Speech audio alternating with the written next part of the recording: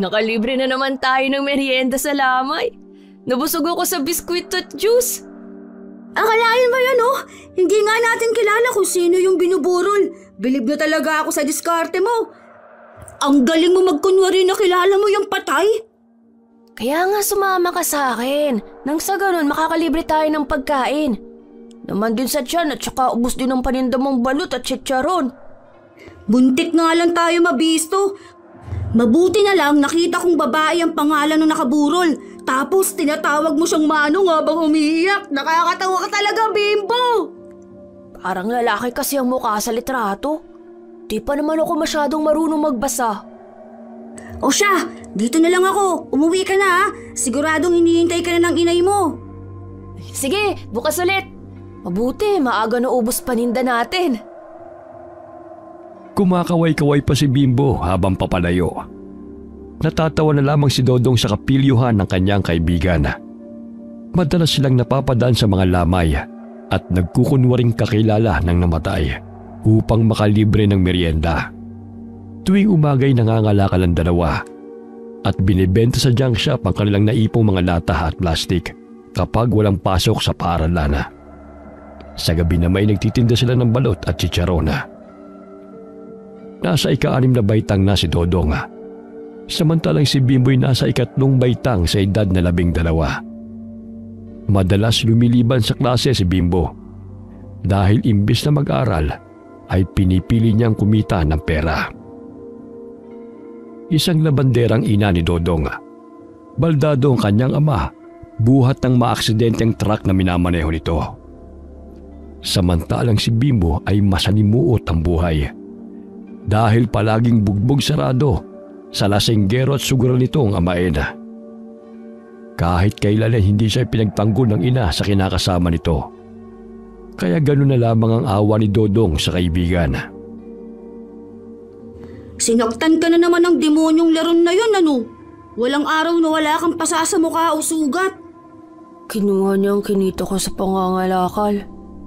Mabuti na lang, naitago kong puhunan sa chicharon at balut. Loko-loko talaga ang taong yun. Ang laki-laki ng katawan, magnanakaw. Sinabi mo pa. Sa inis ko, binato ko ng lata. Kaya yun, pinubugo ko. Si nanay naman kinampihan pang lalaking yun. Maliit na halaga lang naman daw ang kinuha ni Leron. Kaya sana hinayaan ko na lang daw. 3 araw ko yung pinaghirapan para sa kaarawan ni Botchoy. Ay, oo nga pala. Kaarawan na ni Botchoy sa susunod na linggo. Magpipitong taon na si Botchoy. Hindi man lang kami pinaghanda ni inay sa kaarawan namin. Yung naipon kong anak kinuha ni Leron, pambili sana ng cake. Di bale, mag-iipon ulit tayo. Tsaka may kaunting naipon din ako. Yun na lang muna ang pambili natin ng panghanda ni Botchoy. Salamat talaga, Dodong Mabuti ka pa, kahit papano mahal kayo ng inay niyo. Samantalang si inay, puro na lang si Leron ang pinagsisilbihan. Kaala mo kung sinong hari. Ewan ko ba kung anong nakita niya sa lalaking yun kung bakit patay na patay siya. Ayos naman kami nang mamatay si tatay. Ngunit nung dumating ang laro na yun, parang nagkandileche-leche ng buhay namin magkapatid. Isang malaking pabigat ang lalaki ni inay. Oh, tayo na! Baka mahuli pa tayo sa plaza. Maraming tao na ron dahil linggo. Tumaan kinamang Berting ang magkaibigan upang kunin ang mga chicharon at balot na kanilang paninda. 7:00 pa lamang ng gabi ay naubos na kaagad ng dalawa ang kanilang inilalako. Pansamantala silang nanatili sa plaza upang maglaro sa palaruan. Mababanaag ang pagkamangha ni Bimbo sa mga batang kasama ang mga magulang at masayang kumakain. Lihim siyang nakaramdam ng inggit sapagkat sa mura niyang isipan ay kinakailangan niya maghanap buhay upang makakain silang magkapatid. Oh, ba't parang natulala ka na riyan? Tingnan mo sila, Dodong. Napakaswerte nila dahil magkasama silang pamilya. Walang problema. Tapos mabibili nila ang lahat ng gusto nilang kainin. Sana sa kaarawan ni Botchoy mabili ko rin siya ng spaghetti tsaka fried chicken katulad nung kinakain ng batang yun Kaya nga mag-iipon tayo para maibili rin natin siya niyan. Sige, uwi na tayo. Dadaan pa kasi ako sa bahay ni Lolo Binoy. Hingi ako ng siling labuyo para panlagay sa suka. Ay, oo nga pala. Palaging ubos yung balot mo dahil masarap yung suka na gawa mo. Tinuruan kasi ako ni Lolo Binoy. Kahit yung bagoong na sinasawsawan ng nilagang saging, ang sarap kaya. Sasamahan na lang kita kina Lolo. Maaga pa naman eh. Habang naglalakad sa daan, ay napansin ng magkaibigan ng dalawang lalaki na may kausap na magandang babae. Nanlaki ang mga mata ni Bimbo nang makita ang amay na nakahawak sa bewang ng babae bago ito sumakay ng taxi. Kailan pa kaya niloloko ng lalaking yan si Inay? Hay nako! Wala na talagang ginawang tama sila ron. Yan mo na sila. Tayo na sa bahay ni na Lolo Binoy. Alas 7 na ng gabi nakarating sina Bimbo at Dodong sa bahay ng matanda. Doon madalas napapagawi si Bimbo sa tuwing sinasaktan siya ng amain at ina. Kaibigan ng kanyang ama si Lolo Binoy at may katandaan na ito. Nag-iisa na rin sa buhay kaya apo ang turing nito kay Bimbo. Maraming pananim sa bakuran ni Lolo Binoy. Mayayabong ang tanim nitong siling labuyo. Kaya sa kanya nangihingi si Bimbo para sa ginagawang suka na inilalagay sa balot. Kumuha na lamang kay Rian. Ang daming bunga ng sili. Binibenta ko na nga lang yan sa palengke dahil sayang din kung masisira lang.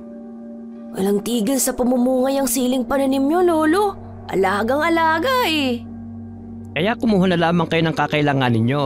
Basta wag nyo lang sasayangin upang hindi magtampong tagapangalaga ng sili. Opo. Sana magkatotoong kinukwento nyo tungkol sa mga engkantado. Nang sa ganun, magkaroon ako ng tagapagbantay para hindi na ako sinasaktan nila ron. Hanggang ngayon ba'y binubugbog ka pa ng lalaking yon? Opo. Kung hindi lang dahil kay Butcher, hindi na ako uuwi sa amin. Kaso nga lang, hinahanap-hanap ako nun. Ayaw din niya mawalay kay Inay, kaya tinitiis ko na lamang umuwi para sa kanya. Huwag kang mag-alala. May hangganan din ang lahat ng paghihirap mo, anak. Basta manalig ka lamang sa poong may kapal. Ipinaghain ng pritong talong at kanin ni Lolo Binoy ang dalawang bata. Batid niyang hindi pa nakapaghapunan ng dalawa dahil nasimot ng mga ito ang kanin sa kaldero.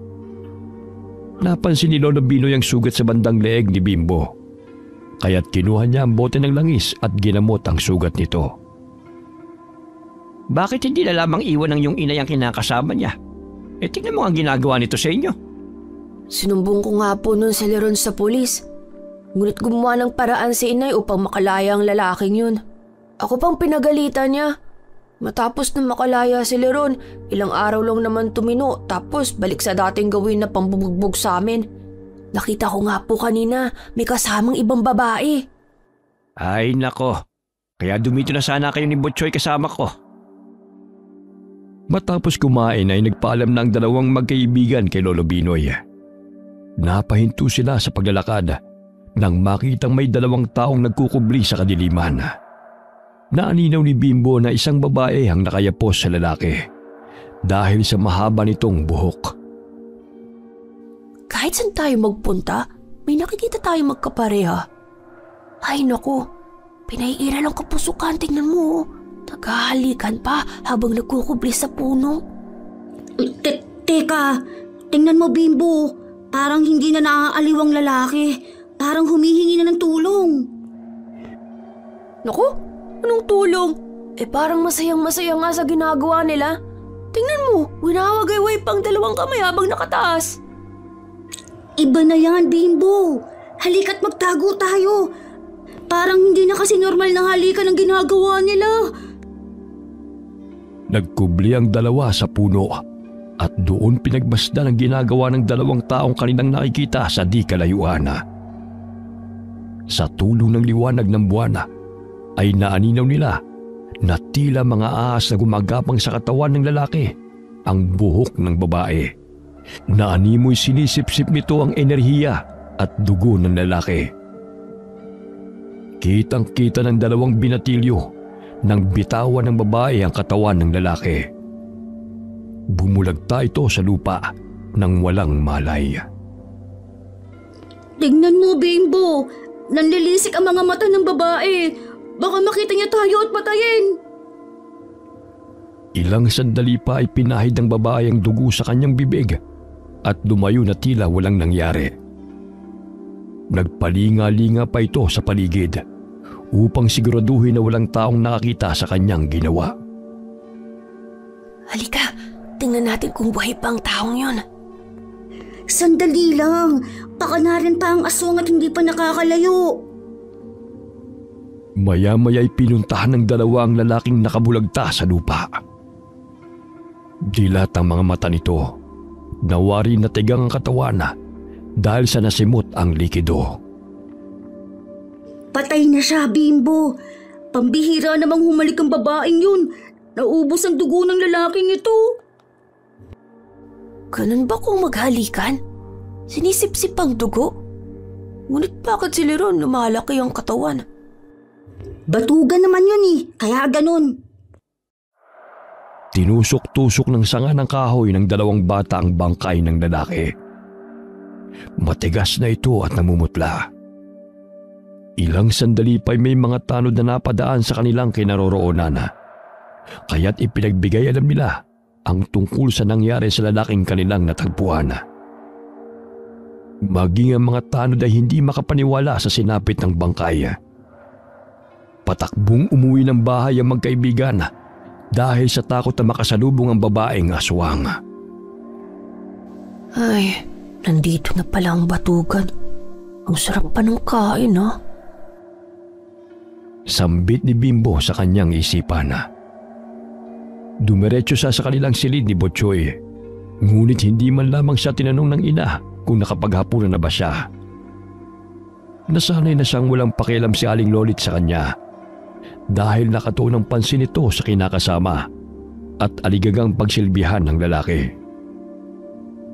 Kumain ka na ba, Butchoy?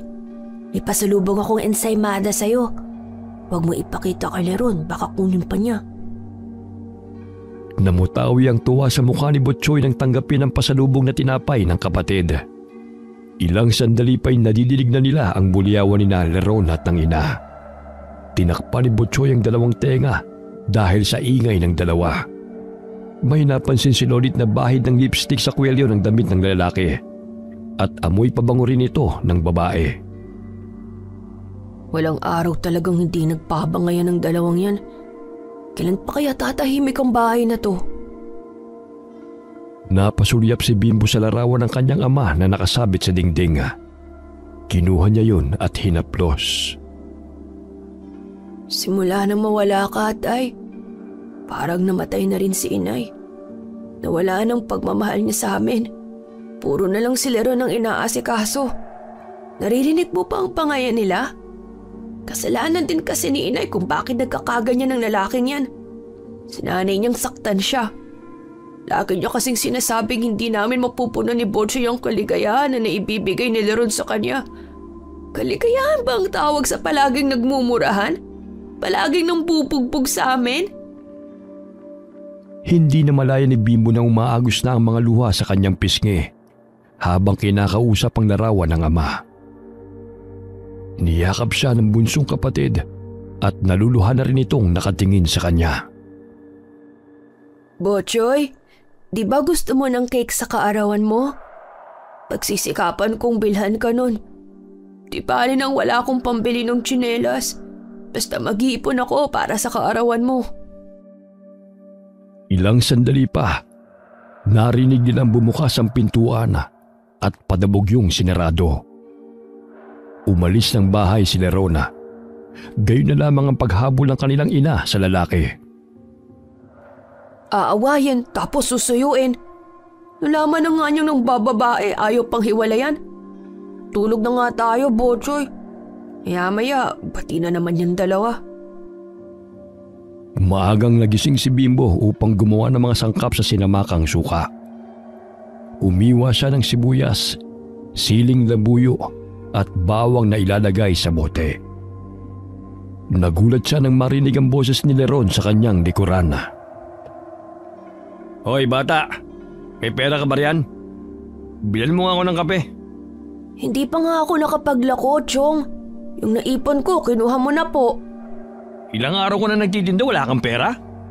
Bilhan mo ako ng kape kung ayaw mong basagin ko yung bungo mo. Eh bakit pa kasi kinasanayan mo na lang ang manghingi? Wala pa nga po akong kinikita. Sasagot ka ba? Gusto mo bang pamumugin kita ng dugo ngayon? Inambahan ni Leron si Bimbo upang suntukin. Dahil sa pagkainis ng binatilyo, ang tinadtad na siling labuyo ay hinaplos niya sa mga mata ng lalaki. Ganun na lamang ang galit ni Leron nang makaramdam ng init at hapdi sa kanyang mga mata at halos hindi na nito maimulat. Ang laki-laki mong tao, batugan ka! Akala mo ba hindi ko alam na nang bababae ka? Niloloko mo si nanay! Mahuli lang kita! Babaling ko yung mga buto mo! Lintik kang bata ka! Napangisi si Bimbo nang makitang hindi maganda ugaga si Leron sa pagpunta sa kusina habang nakapikit. Kinapa nito ang balde, ngunit wala itong lamang tubig. Lintik kang bata ka! Bigyan mo ako ng tubig, maghihilamos ako! Bahala ka sa buhay mo! Nararapat lang yan sa'yo! Nagising si Aling Lolit at bumungad sa paningin nito ang hindi magkamayaw sa galit na si Leron, habang ang anak na si Bimbo ay tumatawa. Ay naku, Nay, wag mo nang tulungan yan! Niloloko ka niyan! Nakita ko, may kasama yung babae kagabi! Ngunit imbis na magalit ito kay Lerona, ay siya pang hinampas ng walis ng ina. Aligagang kumuha ng tubig ang ina sa banyo at binuhusan ng tubig ang mukha ng kinakasama. Umiiyak si Butchoy nang makitang sinaktan ng ina ang kapatid. Dahil sa inis ni Bimbo ay kinuha niya ang mga bote ng suka at inilagay sa basket. Hindi pa sana siya aalis upang maglako. Ngunit mas pinili niyang lisanin ang kanilang bahay dahil sa pagiging bulag ng kanyang ina sa katotohanan, dulot ng pag-ibig. Patakbong sinundan siya ni Butchoy at napagpasya nitong sumama na sa kapatid dahil maging siya ay sinasaktan din ni Lerona. Natutulog pa si Dodong nang puntahan nila ito. Kaya pinapasok na lamang sila ni Aling Ani sa bahay at ginising ang anak. Papungas-pungas na lumabas ang kwarto si Dodong. May pasok ako ngayon. May pagsusulit kami. Dumito muna kayo sa bahay. Hindi ka ba papasok ngayon sa eskwela? Hindi na muna. Sa susunod na linggo na lang. 1 linggo ka nang lumiliban ah. Pagagalitan ka na yan ng guro ninyo. Bahala na. Ayoko nang umuwi sa amin. Doon na muna kami kay Lolo Binoy. Mag-agahan na muna kayo rito. Sabay na tayong umalis. Naaawa si Aling Ani sa magkapatid. Hindi lingid sa kaalaman nito ang nangyayari sa buhay ni Bimbo. Kaya paminsan-minsan ay doon sa kanila kumakain ang binatilyo. Kahit sila may salat sa pera. Kahit papano'y maswerte pa ang kanyang mga anak dahil nandyan siya na naghahanap buhay. Alam mo, Dong, hindi man kaaya-ayang manalangin ng masama.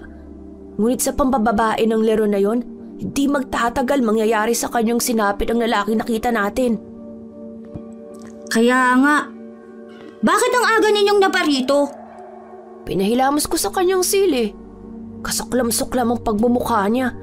Piruin mo, sa akin pahihingi ng pambili ng kape, akala mo naman may pinatagong pera? Binugbog ka na naman niya? Hindi, nakakatawa nga eh. Hindi maipintang mukha niya sa pagkataranta habang kinakapa ang timbang walang tubig. Buti nga sa kanya, nakaganti na ako. Kulang pa nga yun sa mga atraso niya sa amin ni Butchoy. Ipanalangin mo na lang na hindi kayo magkita ulit. Tsak, kawawa ka sa gunggong na yun pag nahuli ka niya. Yun kung mahuhuli niya ako. Hindi na ako papayag na saktan pa niya kami ni Butchoy. Pumasok sa eskwela si Dodong habang sina Bimbo at Butchoy ay tinungo ang bahay ni Lolo Binoy. Malamlam ang mga mata ng magkapatid ng pagbuksan ng matanda. Nakapag-agahan na ba kayo mga bata? Kamusta na kayo? Lo, maaari po bang dumito muna kami? Ayaw na naming umuwi sa bahay kasi puro pasakit at problema na lang ang dala ng laro na yun sa amin. Bay siyempre, bukas ang malit kong bahay para sa inyo. Huwag kayong mag-alala, Lo. Magtatrabaho po ako. Hindi po kami magiging pabigat ni Botchoy sa inyo. Ikaw talagang bata ka. Manatili kayo rito hanggat kailan nyo gusto. Marami naman akong pananim na mga gulay sa aking bakuran. Natitiyak kong hindi naman tayo magugutom. Maraming salamat po, Lolo. Balang araw, masusuklian ko rin po ang kabutihan niyo sa amin. Tinapik ng matanda ang balikat na magkapatid at agad na inihain ang nilagang saging na kanyang niluto. Ilang sandali nagpaalam ang binatilyo kay Lolo Binoy upang kumuha ng siling labuyo. Napamangha siya sa magkadikit na sili na animoy hugis puso. Matigas yun na maihahalin tulad sa isang kristal na bato. Ipinakita niya yon kay Lolo Binoy. Maging ang matanda ay napamangha nang makita niya ito. Abay, muli na namang sumibol ang mutya ng sili. Ngunit sa pagkakataong ito, kakaibang mutyang kambal na ito. Napakapalad mo, anak, dahil sa iyo ito nagpakita. Isang beses kada isang dekada lamang ito matatagpuan. Nasisiguro kong ikaw ang napili ng mga inkantadong gabay. At isa sa taong malapit sa iyo ang siyang makapagmamay-ari ng kalahati nito. Kusang hati ito sa dalawa kapag nakaharap mo ang siyang itinakda ng mga inkantong gabay. Sa ngayon ay kailangan ko munang basbasan ang mutyang bato na ito upang lumakas ang bisa at kapangyarihan nito. Kambal na mutya? Talaga po bang napili ako ng engkantado? Naku, napakaswerte ko naman! Basta kapag nasa iyo na ito, huwag mong gamitin sa kasamaan dahil magtatampo ang tunay na nagmamay-ari nito. Maaaring bawiin ang iyong gabay. Opo, Lolo. Pangako, gagamitin ko to sa kabutihan. Inilagay ni Lolo Binoy ang mutyang bato ng siling labuyo sa isang pulang tela. Marahan siyang pumikit at nanalangin. Ilang sandali pa'y pinahiran niya ito ng langis na may mga halamang sangkap at pinataka ng natutunaw na kandilang pula ang paligid ng kambal na mutya ng sili. Pakaingatan mo ito, Bimbo. Matutulungan ka nito mula sa kapahamakan at ang isa pang magmamay-ari ng mutya. Opo. Alo, maaari ko bang iwan dito si Botchoy? Mangangalakal muna ako. O siya, ako nang bala sa kapatid mo. Mag-iingat ka sa daan, anak. Pangiting lumabas ng bahay si Bimbo, dala ang sako. Inilagay niya sa tali ang mutyang bato ng sili at ginawang pulseras. Nagsimula siyang maghanap ng mga kalakal sa basurahan nang bigla niyang nakasalubong ang isang napakagandang babae. Bahagya siyang napatigil sa pagkalkal ng basura at napatulala dahil sa kagandahan nitong taglay. Napangiti pa ito sa kanya, kaya't wari niya'y nakakita siya ng anghel na bumaba mula sa langit. Nagpatuloy sa paglalakad ng babae hanggang sa mawala ito sa paningin ng binatilyo. Ay, napakaganda niya. Ano kayang pangalan niya? Ngayon lang ako nakakita ng babaeng ganun kaganda. Napatigil siya sa kanyang pagpapantasya nang bigla siyang biniti ng isang lalaki mula sa kanyang likuran. Nakakilala niya ang boses nuna, kaya't pilit siya nagpupumiglas upang makawala. Nandito ka lang palang bibwit ka? Pagbabayaran mong ginawa mo sa akin. Gusto mo pa akong mabulag, ha? Kulang pa nga yun sa lahat ng pambubugbog mo sa amin. Batugan! Sinong batugan, ha? Siyempre, ikaw. Alam nga naman ako. Di ka lang batugan, napakahina pa ng utak mo. Batugan pala, ha? Tignan ko lang kung hanggang saan ang tapang mong bata ka. Bago pa man suntukin ni Leron si Bimbo, ay sinipa siya ng binatilyo sa panga, dahilan na tumilabo nito. Hindi mawari ni Bimbo ang lakas na malakuryenteng nananalaytay sa buo niyang katawan. Nakatayo pa siya nang bumagsak sa lupa. Bumangon si Lerona, ngunit nakaramdam ito ng sakit sa kanyang bunganga. Sinapo niya ang bibig dahil dumurugo ito. Nagdilat ang kanyang mga mata, nang makitang nagsilaglagan ng kanyang mga ngipin. Walang hiya ka talagang bata ka! Puro sakit ng ulo ang dala mo! Tumakbo palayo si Bimbo mula sa kinaroroonan ng lalaki. Maging siya ay hindi maipaliwanag kung paano niya nasaktan si Leron dahilan ng tumilabo nito. Hanip, ang lakas na pagkakatadyak ko sa kanya. Maaari kayang dahil yun sa mutya ng sili? Ilang sandali pa'y nakita niyang tumatakbo patungo sa kanyang kinaroroonan si Dodong at agad siyang inakbayan ito. Oh, bakit parang ang saya mo? Dong, hindi ka maniniwala sa sasabihin ko. Alam mo bang nagkatotoo ang kwento ni Lolo Binoy tungkol sa mutya? Napakalakas ng kapangyarihan. Akalain mo, nalaga sa mga ngipin ni Leron nang tadyakan ko siya. May taglay ka bang mutya? Patingin nga. Ito, mutyang bato ng siling labuyo. Maghahati raw ito kapag natagpuan na ng kambal ng mutya ang magmamay-ari sa kanya. Masayang ipinakita ni Bimbo ang mutyang bato sa kaibigan. Ilang sandali na mangha silang dalawa nang bigla itong kuminang. Nang hawakan ni Dodong ang mutya, ay bigla itong nahati sa dalawa. Nakita mo yun, Dong? Marahil ikaw ang makakapagtangan ng kambal ng mutyang bato ng sili. Alika, ipagbigay alam natin kay Lolo Binoy. Sige, itatago ko muna ito. Dali-daling pinuntahan ng dalawa si Lolo Binoy. Bahagya silang napatigil sa paglalakad nang mapansin ang nag-uumpukang mga tao malapit sa ilog, kaya nakiusyoso na rin sila. Ano kayang ginagawa nila riyan? Tingnan nga natin. Ayun, may hinihila silang bangkay. Alamin natin kung sino. Nakipagsiksikan ng dalawa sa nag-uumpukang mga tao upang tukuyin kung sino ang bangkay. Nagulantang sila nang tumambad sa kanilang paningin ang naninigas at walang buhay na si Mang Berting. Anong nangyari kay Mang Berting? Sino kayang pumatay sa kanya? Bimbo, tingnan mo. Animoy na simot na ang dugo sa kanyang katawan.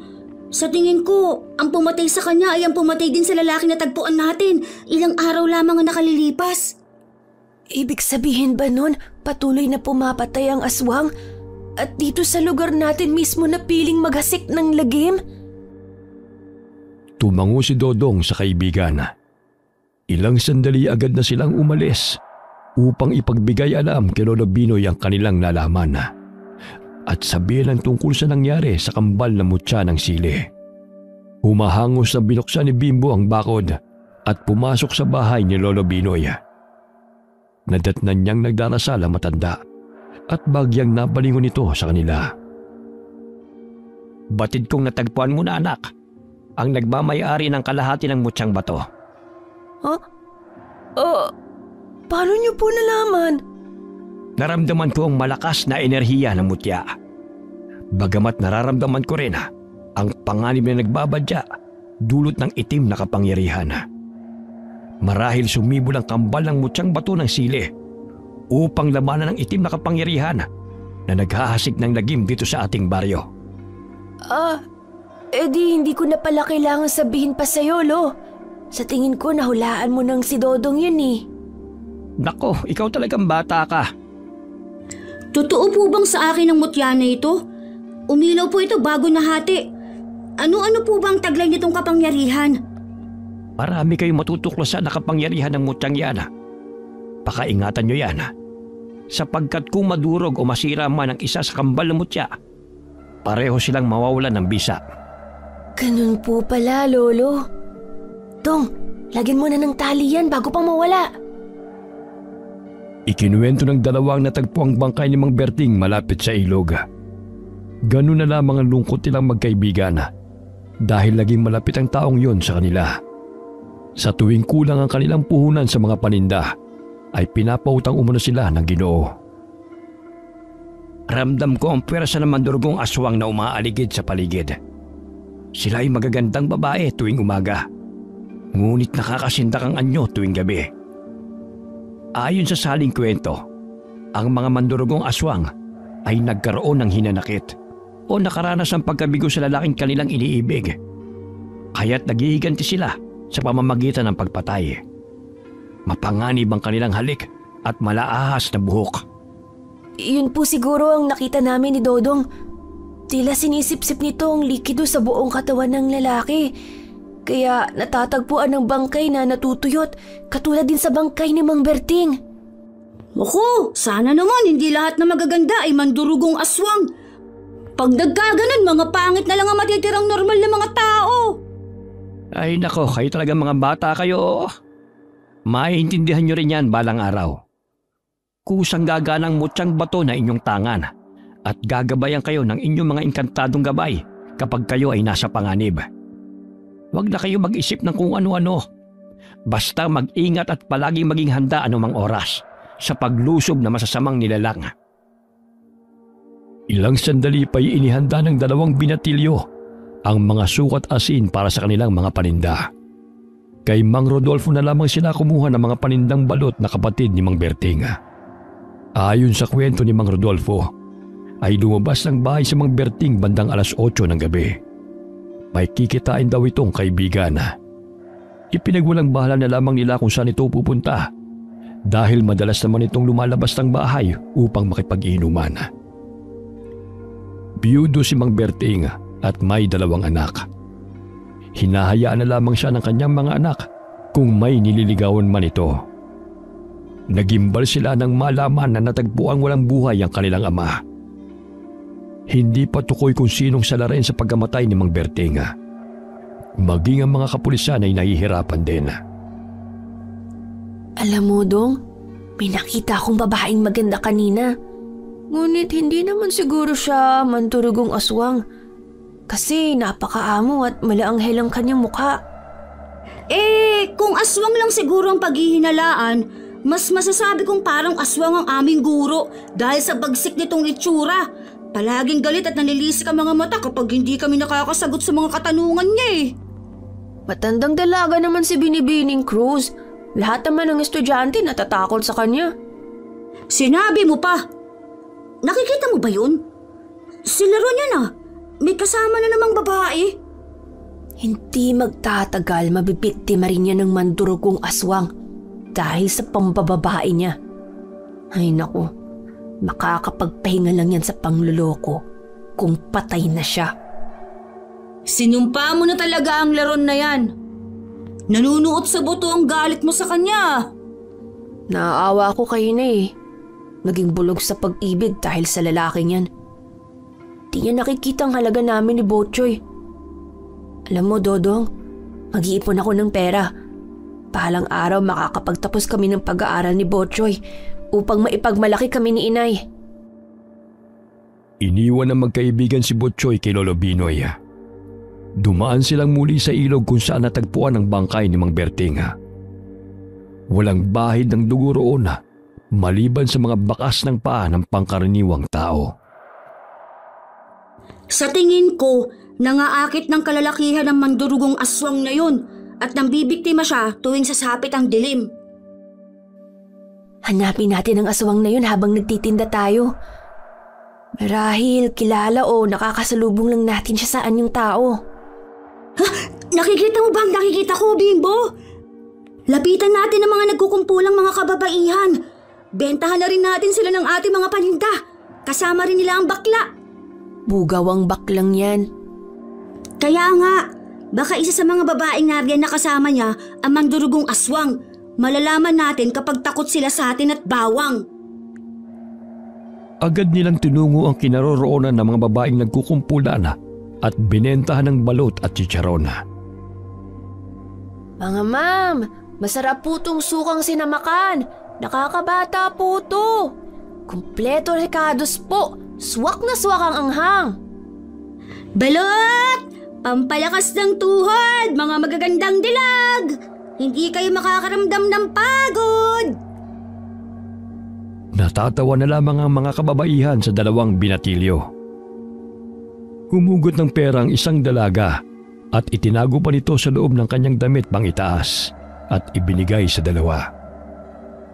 Gayon na lamang ang kanilang pasasalamat nang tanggapin ang 200. Maging ang sukli ay hindi na nito kinuha. Mas lalo pa po kayong gumaganda, mga ma'am. Maraming salamat po sa inyo. Ilang sandali nagpaalam na sila Bimbo at Dodong. Tanging ang bakla na lamang ang hindi kumain ng balot at chicharon. Napaka-arte naman ng baklang yun. Nalansaan sa balot at ayaw sa suka. Sa tingin mo, Dong, siya kaya ang mandurugong aswang? Ang sabi ni Lolo, magandang babae ang aswang, hindi bakla. Napatampal si Bimbo sa noo at sabay silang nagtawanan.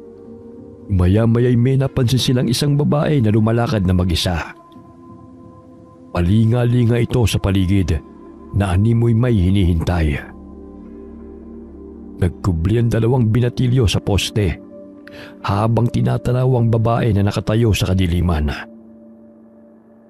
Walang taong napapadaan doon, kaya't nagtaka sila kung bakit naroon pa rin ang babae. Ilang sandali pa'y nasipat nilang may paparating na lalaki. Malaki ang hubog ng katawan nito. Dahan-dahan silang lumapit sa kinaroroonan ng 2. Bahagyang napasulyap si Bimbo sa kaibigan nang makilala ang tinig ng lalaki. Si Leron yan ah. May bago na naman siyang kalaguyo. Malis na tayo rito. Baka masapak ko pa yan. Mamaya na, Bimbo. Alamin muna natin kung saan sila patutungo. Marahil, gumagala ngayong gabi ang mandurugong aswang. Mabuti nga sa Leron na yan kung lapain siya ng aswang. Kulang pa nga sa kanyang hinihigop lang ang dugo. Ang bagay sa kanya, tadtari ng pinong-pino ang bawat bahagi ng katawan niya. Parang mas nakakatakot ka pa kaysa sa aswang ah. Makita ko lang talagang mandurugong aswang na yan. Sasabihan ko siyang pasakitan niyang si Leron, katulad sa pananakit niya sa amin. Shhh! Manahimik ka muna. Mukhang narinig ka nila. Nagsiksikan sila sa likod ng poste nang napasulyap si Leron sa kanilang kinaroroonan. Ilang sandali pa'y inakay nito ang babae upang sumakay ng motorsiklo. Paano na yan? Hindi natin malalaman kung ano ang gagawin nilang 2. Sus, di mag-happy-happy. Ano ba sa palagay mo ginagawa ng batugan na Leron na yan? Nalagas na nga mga ngipin. Hindi pa rin mapigilan ang libog niya sa katawan. Tayo na nga. Mamaya, hindi pa maubos ang tinda natin sa kasusunod natin kay Leron. Nagpatuloy sa paglalakad ang magkaibigan. May nakakasalubong silang iilang mga binata at dalaga na naglalakad sa daan. Kaya tinanong nila ang mga ito kung saan patungo. Sinabi ng 2 binata na may sayawan sa baryo ng San Juan dahil sa nalalapit na piyesta. Napagpasya nilang tumungo roon upang maglako ng kanilang mga paninda. Malayo pa lamang ay tanaw na nila ang ilaw at maririnig ang malakas na tugtugan. Tuwing araw ng Biyernes sa Sabado ginaganap ang sayawan hanggang sa sumapit ang fiesta. Aba, tamang-tama, maraming tao. Tsak, ubos ang paninda natin dito. Ang daming magagandang babae, Dodong. Sa tingin mo, nandito kaya mandurugong aswang? Pwede. Kaya kailangan nating magmatsyag sa paligid. Nakipagsiksikan sila sa maraming tao upang magbenta ng balot at chicharon. Hindi sinasadyang nasagi ng isang lalaki si Bimbo. Dahilan para mapasubsob ang binatilyo sa likod ng isang babae. Naglapot ang pulseras na may mutyang bato ng sili sa binti ng babae. Nandilat ang mga mata ni Bimbo nang mapansin at tila nalapnos ang balat nito. Kaya dahan-dahan siyang tumayo at lumayo sa galit na babae. Pasensya na po kayo. Hindi ko sinasadyang saktin ka. Mababanag ang galit sa mukha ng babae.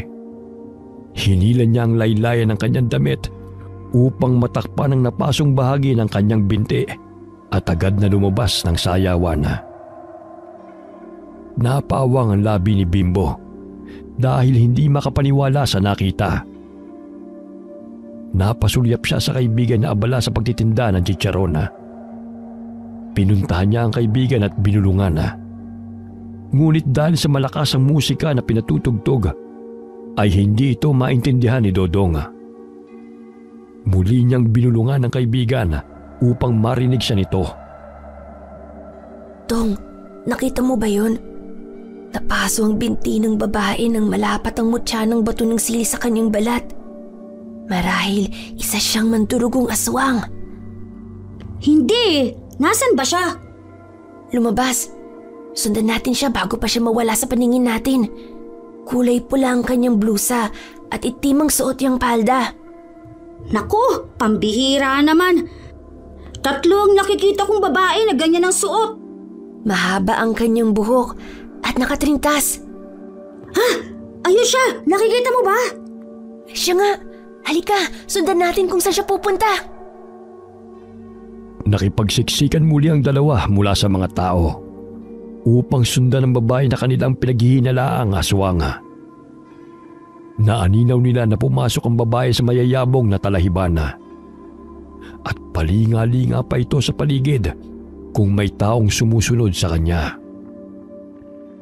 Malayo-layo na yun sa kinaroroonan ng sayawan. Kaya't nagtaka ang dalawang binatilyo kung saan ito paroroon. Maya-maya'y may narinig silang humahangos. Marahan nilang hinawi ang mayayabong na damuhana. Napatampal si Bimbo sa kanyang bibig nang maaninaw na dinidilaan ng babae ang nalapnos nitong binti.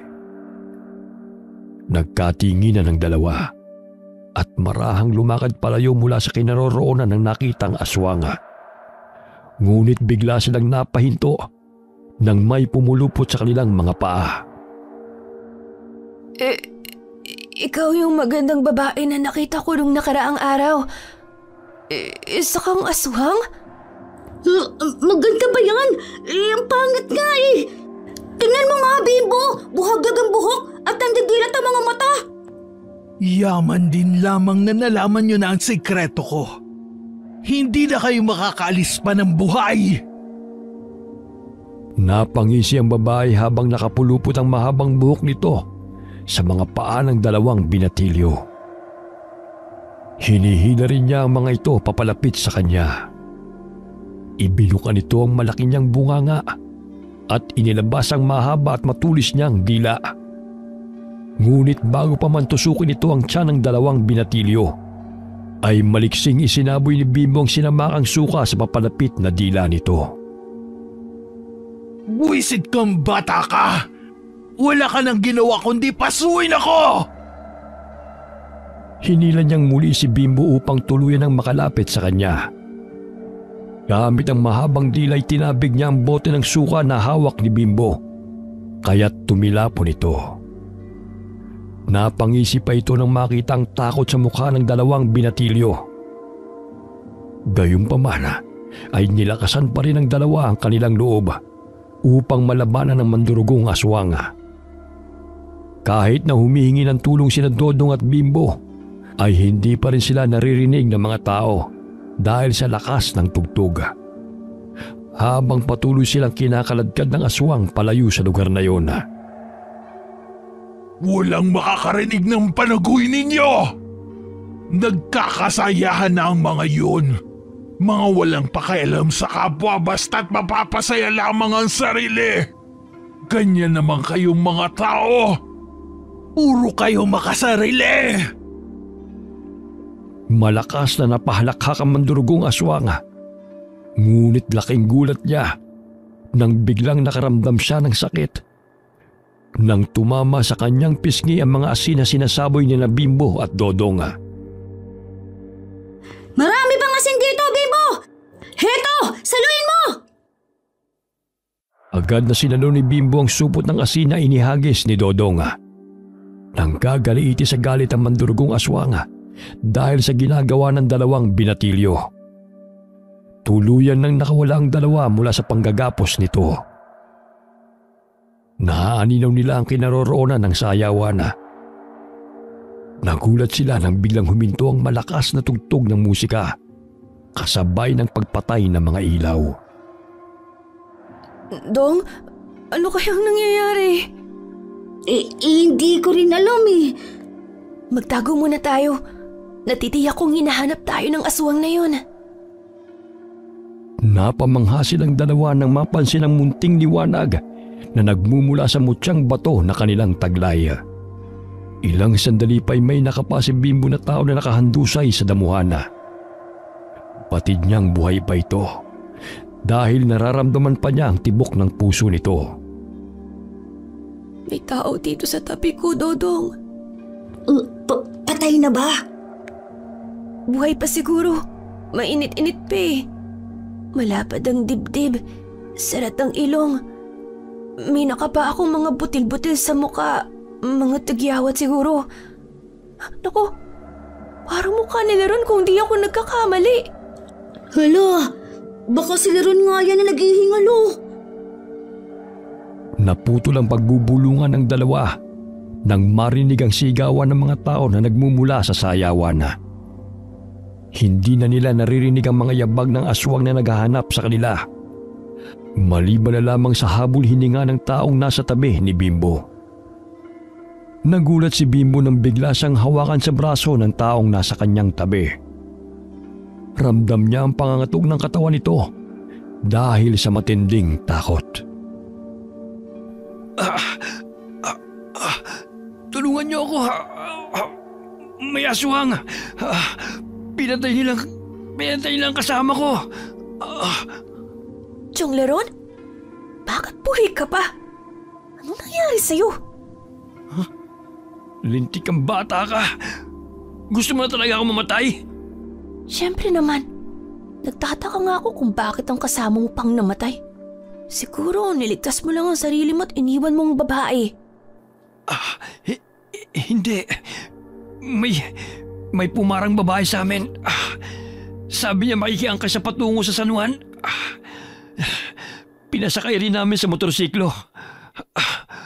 Paglingon ko'y natigang na ang katawan ng babaeng kasama ko. Kitang-kita ko kung paano sipsipin ng aswang ang kanyang dugo.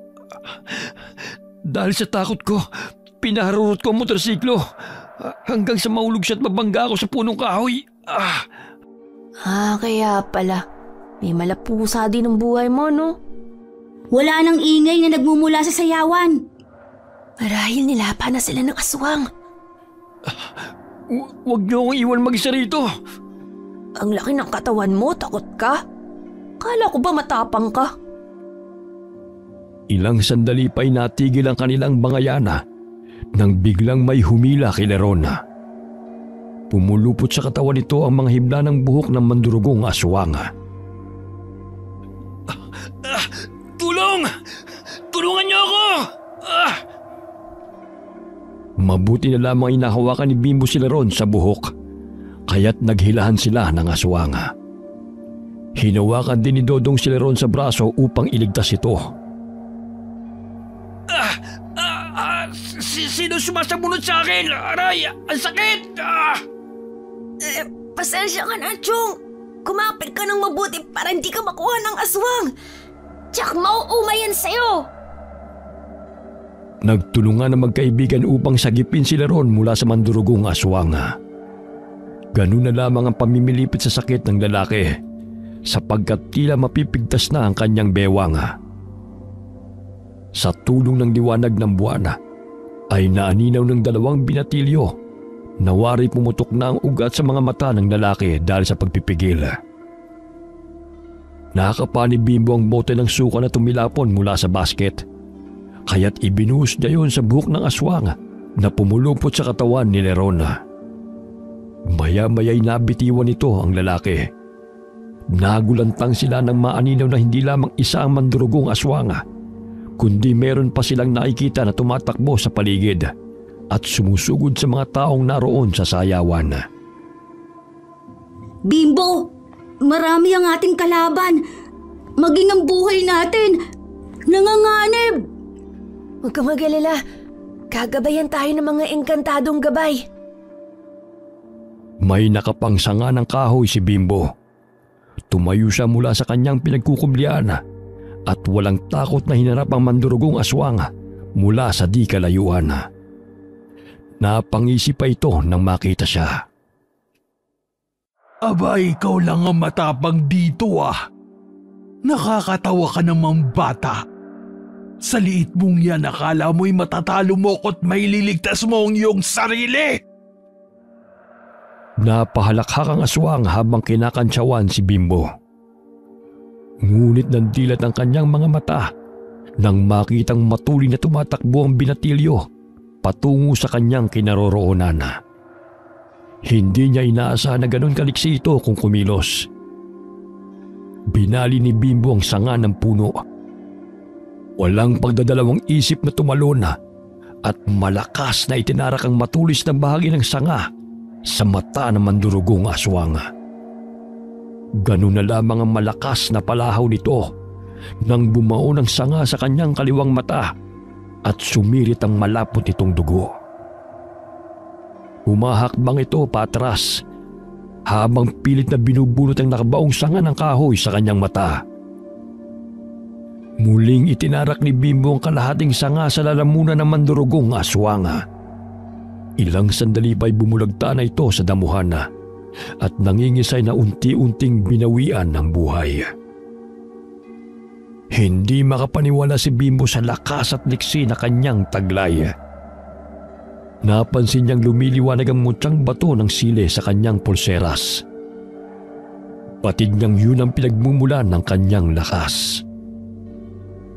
Ang galing mo, Bimbo! Napatay mo siya! Tayo na! Bago pa tayo makita ng ibang mga aswang! Hoy! Huwag niyo akong iwan dito! Sumunod ka na lang kasi, Chong! Teka! Huwag kayo maingay! Nakikita kong may 2 aswang na paparating. Palinga-linga sa paligid si Lerona, ngunit wala siyang naaaninaw. Lingid sa kanyang kaalaman na ang mutyang bato na taglay ni Dodong ang nagbibigay ng malinaw na paningin sa binatilyo. Biglang napatulala ang isang binatang tumatakas nang humarang sa harapan nito ang 2 mandurugong aswang. Ganun na lamang ang pagmamakaawa ng binata upang hindi siya patayin, kagaya sa ibang kalalakihang naroon. Ani mo'y musika sa aming pandinig sa tuwing nakakarinig kami ng taong nagmamakaawa. Ngunit sino ba naman kami upang hindi pakinggan ng inyong mga panaghoy? Ay, nakakaawang mga nilalang. Animoy malaahas na gumapang ang mga buhok ng mandurugong aswang na pumulupot sa katawan ng binata. Ngunit bago pa man masipsip ng aswang ang dugo ng binata, ay binato siya ni Dodong ng balot, kaya tinamaan siya sa ulo. Maging sila ron ay tumulong sa 2 binatilyo. Sino naman ang mapangahas na yan upang kalabanin kami? Lumabas ng talahiban sina Dodong at Bimbo. Patakbong hinarap ang 2 mandurugong aswang. Pinaliguan ni Bimbo ng sinamangkang suka ang mukha ng babae. Gayon din ang pagsaboy ni Dodong ng asin sa kasama nito. Kitang-kita nila kung paano unti-unting naagnas ang magandang mukha ng 2 babae na kanilang kaharap. Nabitiwan ng mga ito ang binata, kaya tumakbo ito palayo. Dahil sa galit ay pinulupot ng aswang ang malakas nitong buhok sa katawan ng 2 binatilyo at malakas na ibinagsak sa lupa ng paulit-ulit. Ganun na lamang ang pamimilipit ng mga ito. Hoy! Bitiwan niyo sila! Pinagbabato sila ni Neron ng balot. Ngunit mababanag ang takot sa mukha nito nang makitang napangisi ang 2 aswang habang nakatingin sa kanya. Matipunong lalaki. Siguradong mabubusog tayo nito. Ang nooy masayang mukha ng aswang ay napalitan ng pangamba ng makitang tinutupok ng apoy ang mahaba nitong buhok na nakapulupot sa katawan ng 2 binatilyo. nakaramdam ng pag-init ng katawan ng dalawang mandurugong aswang. Maging sina Bimbo at Dodong ay nagtaka. Kitang-kita nila ang pamumula ng katawan ng kanilang kalaban na animoy nasusunog ang mga laman. Katulad ng siling labuyo na napakaanghang at nagdudulot ng init sa katawan. Mismo! Tingnan mo, Dodong. Parang lalapdas ang kanilang katawan. Animoy nasusunog ang kanilang mga laman. Nandidilat na lamang ang mga mata ni Lerona sa hindi maipaliwanag na pangyayari. Sa hinuha niya ay dahil yun sa balot na binato niya sa dalawang aswang. Kahinaan din pala ng mga aswang ang balot? Hindi magkamayaw ang sakit na naramdaman ng dalawang aswang. Dumampot muli ng sanga ng kahoy ang dalawang binatilyo at hinambalos ng paulit-ulit ang dalawang aswang upang masiguradong hindi na ito mabubuhay. Tinulungan sila ni Lerona. Kumuha rin siya ng sanga at itinarak sa bungangan ng dalawang aswang. Aba, may silbi rin ang pambubugbog mo, Chong, ha? Tingnan mo, napatay mo sila. Umalis na tayo rito. Hahanapin ko pa yung motorsiklo ko. Ang layo ng binigsakan ko eh. Mabuti na lamang po, hindi kayo natuluyan, ano? Bakit ba natat kayong mamatay ako, ha? Ay, nako. Ayon nga sa kasabihan, ang masamang damo ay matagal mamatay. Kaya huwag kang mag-alala, Chong. Matagal ka pang madededo. Magtago muna tayo, may paparating. Ngunit bakit parang ibang uri na naman ang aswang na yan? Teka, nakikilala kong baklang yan, ha? Siya nag-organisa ng sayawan na to. At ang baklang nagbubugaw ng mga kababaihan. Hindi siya katulad sa mga mandurugong aswang na sumisip-sip lang ng dugo. Malamang na hindi siya mandurugo dahil bakla siya at hindi siya magandang babae. Gusto niya sariwang kainin. Pakialam ba natin sa trip niya? Malayo ang sayawan sa mga kabahayan. Ngunit dahil sa imbitasyon ng baklang si Mahika sa kanyang mga kakilala, ay naganap ang sayawan. Nangako rin ito ng malaking papremyo sa gaganapin na pagdiriwang. Lingid sa kaalaman ng mga naimbitahan na isa lamang yung pain upang may sagwa nilang mga aswang ang kanilang masamang hangarin. Hindi lahat ay nakatanggap ng imbitasyon.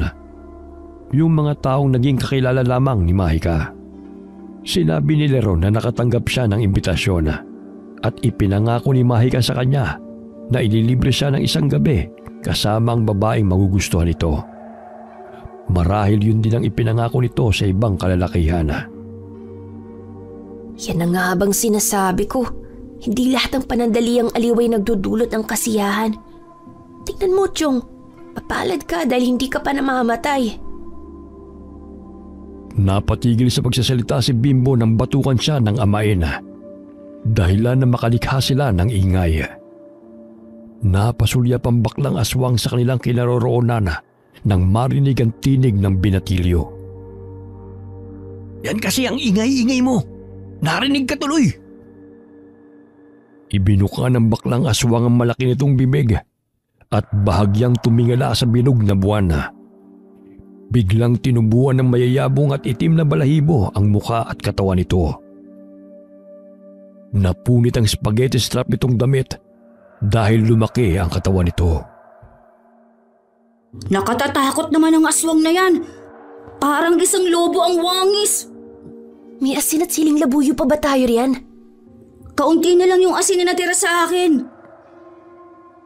Nagulat sila nang biglang hawiin ng malahalimaw na aswang ang mayayabong na damo kung saan sila nagtatago. Tumakbo sila palayo. Ngunit nahagip ng mahabang kuko nito ang likod ni Lerona na nagdulot ng malalim na sugat. Bahagyang napahinto si Bimbo nang makitang bumagsak sa lupa ang amain habang namimilipit sa sakit. Tong, si Chong nahuli ng aswang! Tulungan natin siya! Napasulyap si Dodong sa kinaroroonan ng lalaki. Naminog ang kanyang mga mata nang makita ang malaking bunganga ng aswang at matatalim na pangil. Nangangatog sa takot si Leron. dahil palapit ng palapit ang bunganga ng aswang sa kanya. Tumalilis ng takbo si Dodong. Animoy lumilipad sa ere na pinasok ang mga pinisang siling labuyo sa bunganga ng aswang. Umilaw ang mutyang bato sa kwintas nito. Nalunok ng aswang ang pinasang siling labuyo. Bigla itong umatungal ng napakalakas.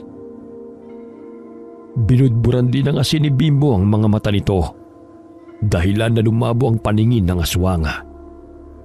Iwinasiwas pa nito ang mga kamay sa ere upang hablutin ang mga taong kalaban nito. Ngunit malakas siyang tinadyakan ni Bimbo, dahilan na tumilapo ng aswang at masira ang dingding ng entablado sa sayawan. Nakakuha ng kapirasong pinutol na kawayan si Bimbo at walang awang itinarak yon sa dibdib ng mabalahibong aswang ng paulit-ulit. Ikaw ang dapat mamatay dahil sa kasamaan ninyo! Gagamitin niyo pang kahinaan ng mga tao upang maisakatuparan ng inyong masasamang balak! Mang Leron, kaya niyo po bang tumayo? Masakit ang aking sugat. Malalim yata. Lintik na aswang na yan. Ay grabe, napakakunat ng buhay niyo, Chong. Bilib na talaga ako sa inyo. Tulungan mo nga ako rito. Hindi pa ako mamamatay dahil masama akong damo. Inalalaya ng dalawa si Leron. Kahit anong sama ng amain ay hindi magawang pabayaan ito ni Bimbo. May hinanakit man ito sa lalaki, pero mas nanaig pa rin ang inosente at busilak nitong puso. Biglang nabitiwan ng dalawa si Leron nang may pumulupot sa kanilang mga paa at binitin silang patiwarik. Matapang na bata! Hindi niyo pinaslang ang aking kapatid! Natural, kung di namin siya papatayin, siguradong kami ang kanyang lalapain. Mga hangal! Walang sino man ang makakaalis dito hanggat hindi ninyo binagbabayaran ng pagpaslang sa aking mga kasamahan! Hoy! Pakawalan mo na yung mga bata! Ako na lamang ang patayin nyo! Hindi makapaniwala sina Bimbo at Dodong sa tugon ni Leron. Hindi nila inaasahan na ibubuwis nito ang buhay kapalit ng kalayaan nila. Napahalakhak ang mandurugong aswang nang marinig ang sinabi ng lalaki. Tama bang narinig ko?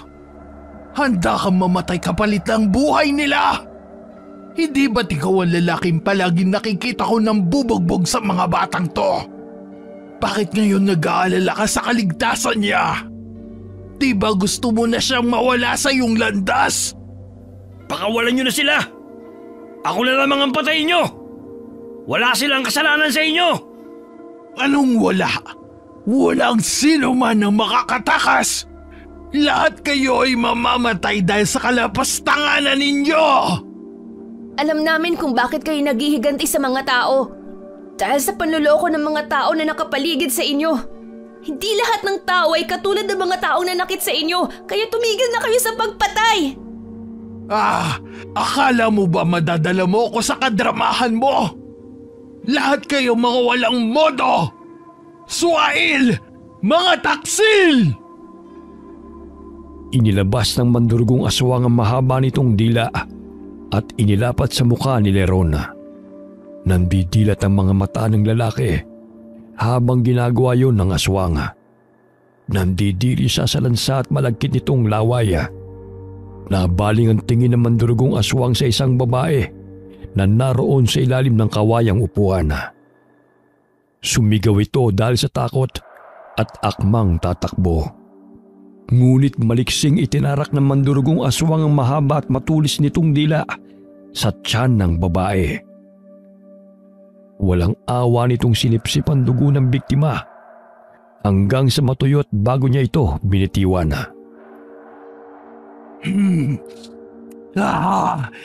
Ang sarap ng sariwang dugo. Yun nga lang hindi na siya ganun katamis dahil sa paiba-ibang lalaking gumagamit sa kanya. Ay nako, kayo talagang mga tao. Basta perang pinag-uusapan, Kahit dignidad at pagkatao ninyo ay kayang ipagpalit sa kakarampot na pera. Kagaya niya, nalalasahan ko ang lansa ng pagkatao niya. Hindi lahat ng tao kagaya ng iniisip mo. Mas malansa pa nga ang hininga mo kaysa sa babaeng pinatay mo. Mahilig kang manghusga, mangamoy ng iba.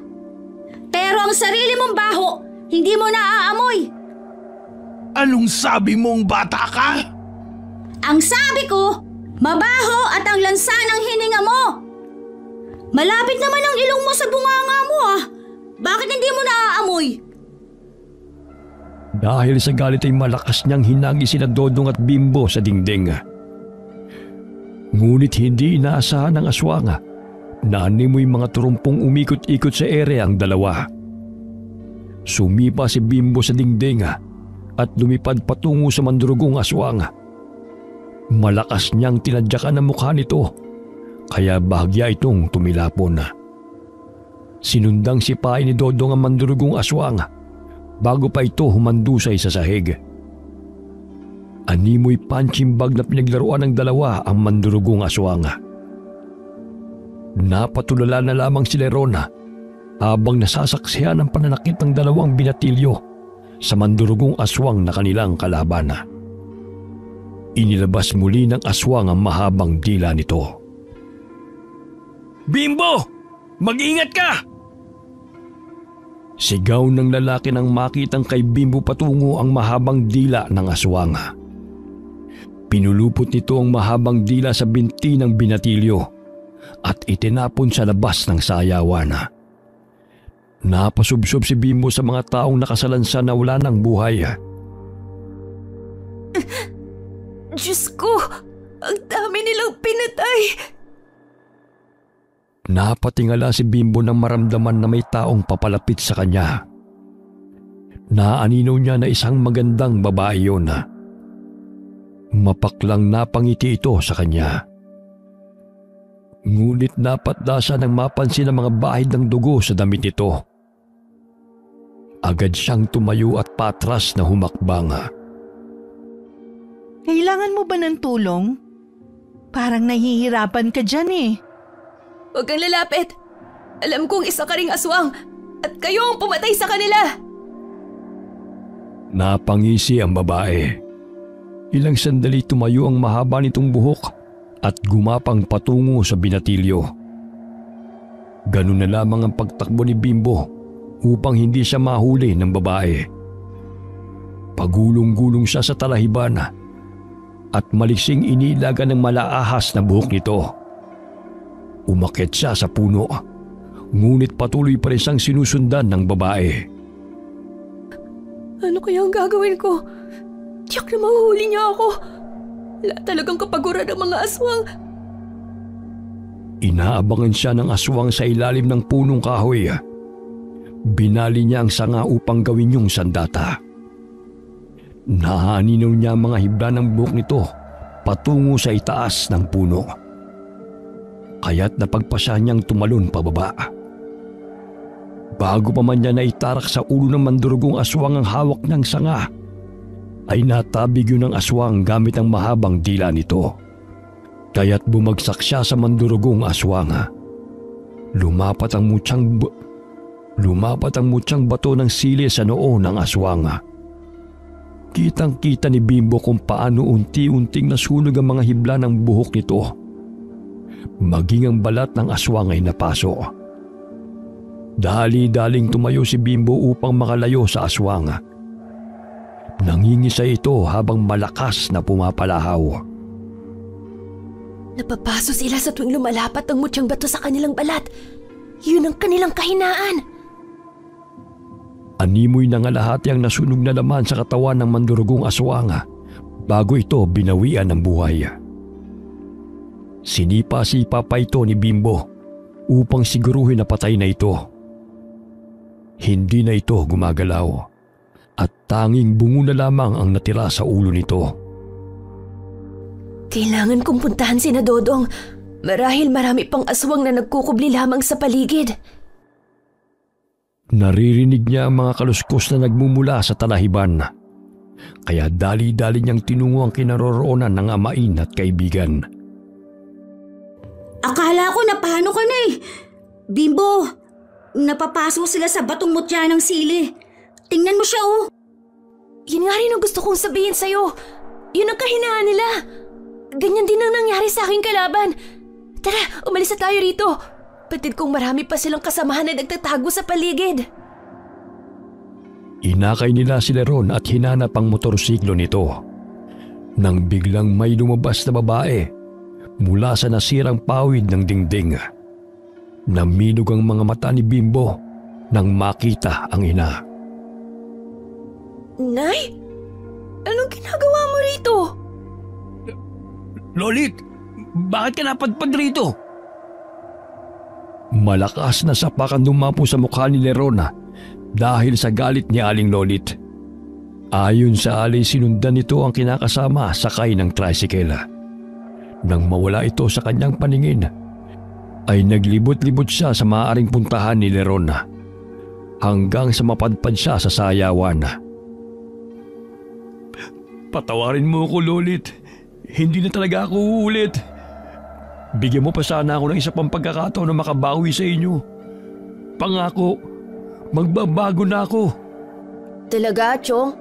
Paano kung hanggang salita ka lang pala? Hindi.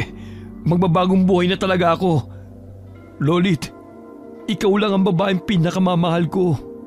Sus, kung hindi ka siguro nasaktan ng mga aswang, siguradong hindi ka magbabago eh. Ayun ang motorsiklo ni Mang Leron. Paano tayo magkakasya riyan pa uwi? Tsaka di na kaya ni Chong magmaneho pa. Mag-abang na lang tayo ng tricycle. May napapadaan naman siguro rito. Ilang sandali pa'y may napansin silang tricycle na paparating. Sinabi ni Aling Lolit na yun ang tricycle na naghatid sa kanya sa sayawan. Sumakay sila upang umuwi. Ngunit nagtaka sina Dodong at Bimbo dahil hindi yun ang daan papunta sa kanila. Manong, mali po ang daang tinatahak natin. Napangiti lamang ang driver sa kanila. Nakasombrero ito kaya hindi masyadong maaninaw ang mukha. Ngunit napansin ni Aling Lolit ang balat ng driver. Maputi ito kumpara sa driver na naghatid sa kanya. May katandaan rin ang driver na kanyang sinakyan. Kaya naghinala sila ng masama. Manong, itigil mo muna ang tricycle! Dito na lang po kami! Subalit tila bingi lamang ang driver at nagpatuloy sa pagmamaneho. Inagaw ni Bimbo ang manibela sa driver hanggang sa mabangga sila sa punong kahoy malapit sa isang bahay. Naaninaw ni Dodong na may kinuhang itak ang driver mula sa bubong ng tricycle at may bahay dito ng dugo. Ilang sandali pa'y nasipat ng kanilang paningin ang nakabiting patiwarik ng mga tao. Maging si Aling Lolit ay napatampal sa kanyang bibig nang makilala ang totoong driver ng tricycle na nakabitin doon. Anong gagawin mo sa amin? Mga halang na talagang kaluluwa ninyo! Nakikita mo ba yan? Sila ang pagkain namin kapag naumay na kami sa dugo. Paminsan-minsan masarap din ang karni ng tao. Hinataw ng babae gamit ang itak si Dodong. Ngunit mabilis na nakailag ang binatilyo. Sinipa siya ni Dodong kaya't napasubsob siya sa lupa. Inapakan ni Dodong ang kanyang kamay kaya't nabitiwan nito ang patalim. Humahagulgol si Aling Lolit sa labis na takot. Maya-maya'y may lumabas na dalawang lalaki sa loob ng bahay. Kinaladkad na mga ito sina Aling Lolit at Lerona. Ganun na lamang ang pagpupumiglas ng dalawa. Bitiwan niyo kami! Hindi pa ba kayo kontento sa dami ng inyong pinaslang? Pakawalan niyo kami! Napangisi lamang ang dalawang kalalakihan at pinukpok ng kahoy ang ulo ng dalawang bihag. Kaya't nawala ng malay ang mga ito. Tinali ng mga lalaki sina Leron at Aling Lolit at kinaladkad patungo sa sulok ng bahay. Dinampot ni Bimbo ang nabitiwang itak ng babae. Inambahan niya itong sasaksakin. Ngunit inilabas nito ang mahaba niyang dila at hinampas ang kamay ng binatilyo. Ilang sandali pinulupot niya sa leeg ng binatilyo ang mahabang dila nito. Halos mapigtas ang leeg ni Bimbo sa higpit ng pagkakasakal sa kanya.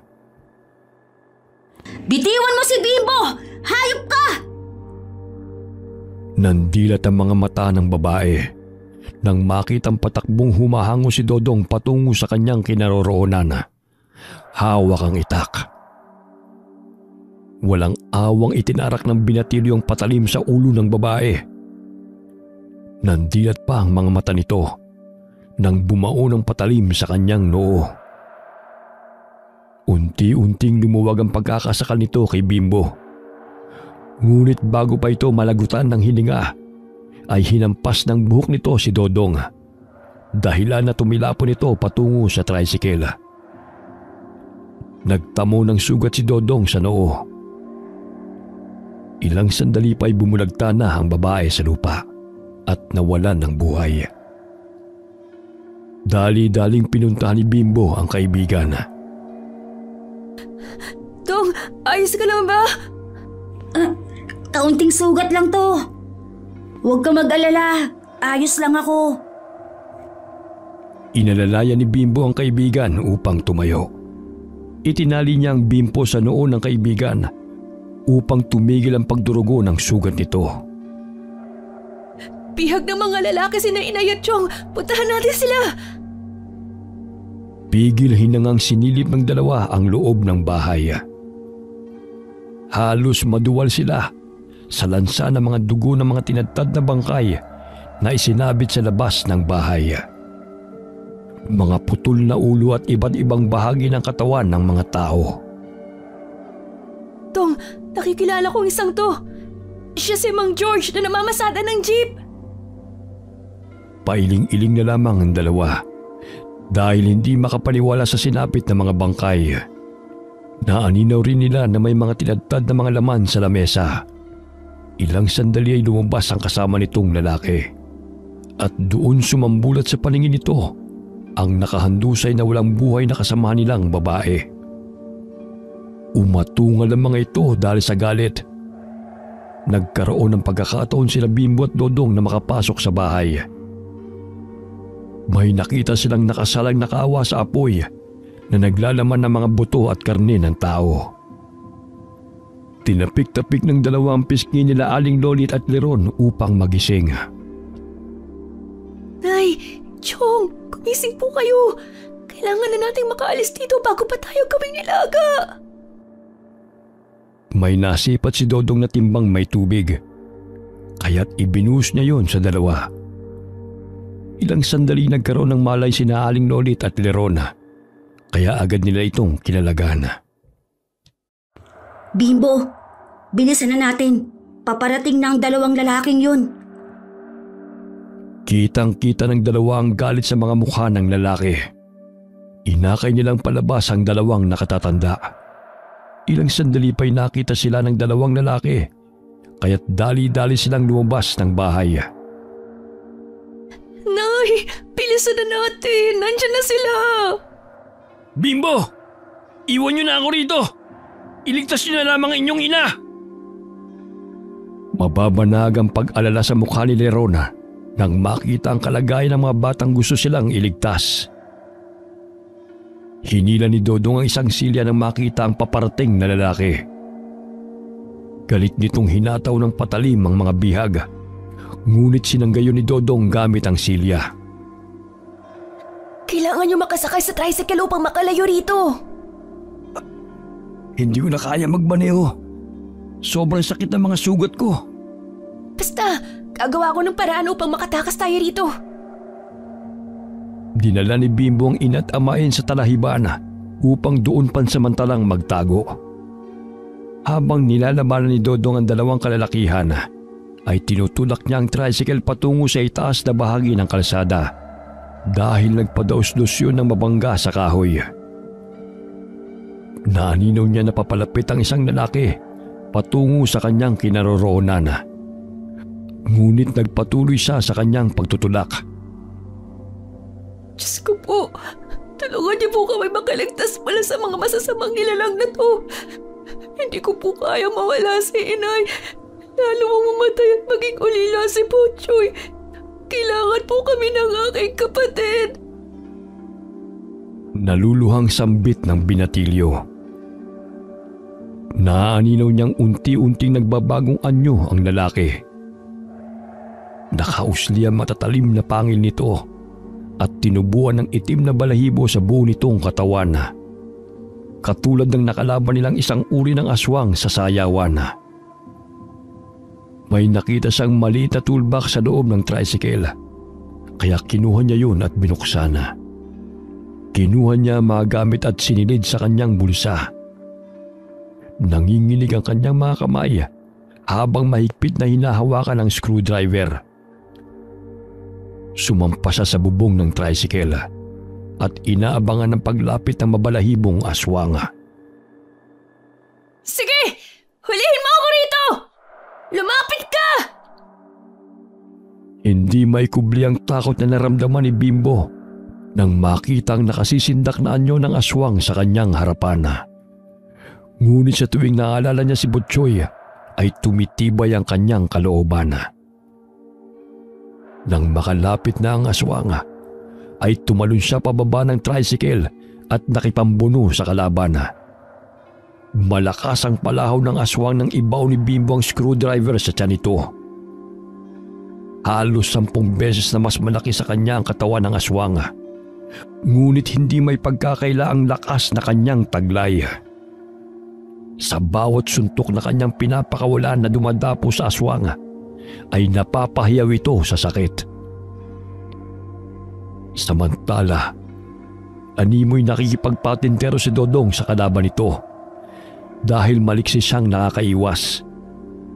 Ganun na lamang ang pagkainis ng kalaban nitong aswang dahil hindi siya nito mahuli. Pumasok muli ng bahay si Dodong. Doon ay may natagpuan siyang mga iba't ibang uri ng patalim na ginagamit ng mga aswang sa pagtadtad ng mga karne ng kanilang bihag. Paano kaya? Kung ipararanas ko rin sa inyo ang sakit kung paano hiwain. Iwinasiwas ni Dodong ang patalim sa harapan ng lalaking aswang. Ngunit naiilaga naman siya nito. Tumalon ang aswang patungo sa harapan ni Dodong, kung saan malapit lamang siya sa malaking kawa na nakasalang sa apoy. Gumapang si Dodong patungo sa ilalim ng mesa nang hablutin siya ng aswang. Sinipa niya ang mesa. Nawalan ng balanse ang mabalahibong aswang at napasubsob sa malaking kawa na may kumukulong tubig. Umatungal ito ng malakas dahil sa init ng tubig. Hindi na nag-aksaya pa ng pagkakataon si Dodong. Tinabas niya ang ulo ng aswang. Naputol niya yun at nahulog sa nakasalang na kawa. Ayan! Mamaya, lalambot na rin yung bungo mo. Bumagsak ang katawan ng aswang sa sahig na walang ulo. Dali-dali siyang lumabas ng bahay upang tulungan si Bimbo. Nakikita niyang tila nagsasayaw lamang ito ng tinikling sa pag-ilag sa kalaban nito. Ilang sandali naglambitin si Bimbo sa likod ng kalaban nitong aswang. Gamit ang plies ay inipit niya ang tenga ng aswang at buong lakas na hinila ito. Natanggal ito dahilan ng panggagalaiti ng aswang. Hinawakan siya nito sa pantalon upang ibagsak sa lupa. Ngunit mahigpit ang kanyang pagkakakapit sa likod ng aswang. Hindi niya napansin na nanunuot sa laman ng kalabang aswang ang mutyang bato ng sili. Kaya't walang humpay ang atungal ng kalaban nito. Nasipat ng aswang ang batong mutya na nakalapat sa kanyang balat. Hinablot niya yun dahilan na mapigtas ang pulsera sa kamay ni Bimbo. Napaso ang kamay nito sa batong mutya kaya nabitiwan niya ito. Dumampot siya ng bato upang basagin ang mutya ng sili. Ganun na lamang ang pagpipigil ni Bimbo sa kamay ng aswang. Maya-maya'y bumagsak si Bimbo sa lupa nang hablutin siya muli ng aswang kasabay ng pagsira nito sa mutya ng sili. Ngunit bago pa man bumagsak ang malaking bato sa mutya, ay matuling tumakbo si Dodong upang kunin ang mutya ng sili. Ganun na lamang ang pagkagulat ng aswang nang biglang sumulpot sa kanyang harapan si Dodong. Muling nagdikit ang mutya ng bato ng sili. Lumikha ito ng liwanag at nagpaikot-ikot sa aswang.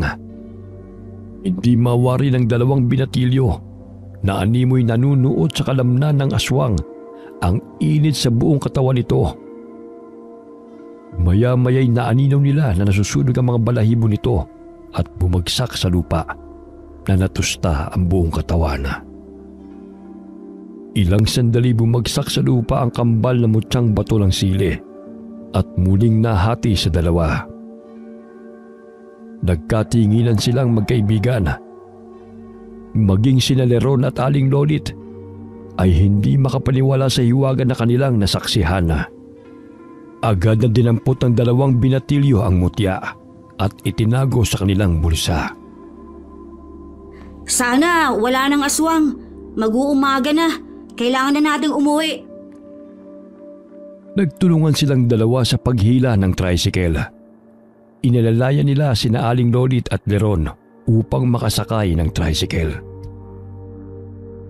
Ako na lang ang magmamaneho nito. Marunong ka ba?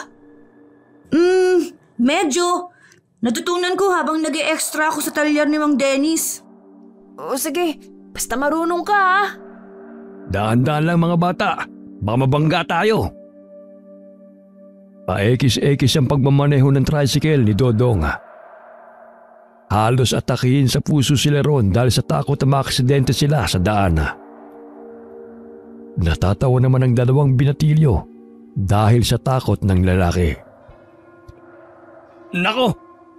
Hindi nga tayo napatay ng mga aswang. Para naman tayo maaksidente sa ginagawa mo. Huwag kang mag-alala, Mang Leron. Makakarating ka sa bahay ninyo ng buhay. 6:00 na ng umaga nang makarating silang apat sa kanilang baryo. Ganun na lamang ang pag-aalala ni Lolo Binoy. Hindi naman siya makaalis sa tinitirahan nito dahil hindi niya maiwan ang natutulog na si Butchoy. Agad na ginamot ni Lolo Binoy ang kanilang mga sugat, lalo na ang malalim na sugat ni Lerona. Malamlam ang mga mata ng lalaki habang humihingi ng tawad sa mag-ina sa lahat ng kanyang atraso, lalong-lalo na kay Bimbo.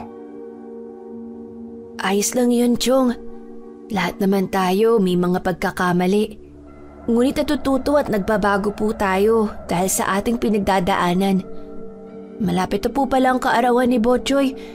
Para makabawi kayo, ikaw na po ang maghanap ng panghanda niya. Yun lang ba? Ngunit kailangan niyo pong pagtrabahuan. Hindi po pwedeng galing sa utang at hingi. Oo ba? Walang problema. Ilang araw ang lumipas. Napansin ni Bimbo na malaki ang pinagbago ni Lerona. Bumalik ito sa talyer kung saan ito dating nagtatrabaho. Mabilis din naghilom ang kanyang mga sugat dahil sa mga halamang gamot na ibinigay ni Lolo Binoy. Sumapit ang kaarawan ni Butchoy. 4:00 ng hapon, dala-dala ni Leron ang pinangako nitong cake at pansit sa anak-anakan.